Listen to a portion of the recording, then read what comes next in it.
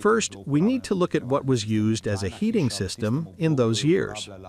A typical house during that period used heating oil. Radiators somehow intruded into the space. The space that we specifically designated as a boiler room had a furnace plus a heating oil tank.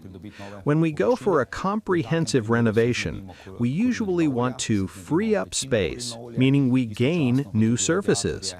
In such a case, we get rid of the heating oil and the oil furnace, and at the same time we replace the radiators with underfloor heating. If the investor decides during the renovation to build a solar power plant, they can practically count on heating costs being minimal or even zero.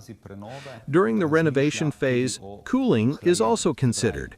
When we think about underfloor heating, we can also use it for cooling the space.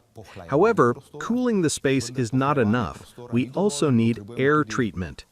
Therefore, we usually use a convector heating and cooling system, which not only cools the air in the summer, but also dries it.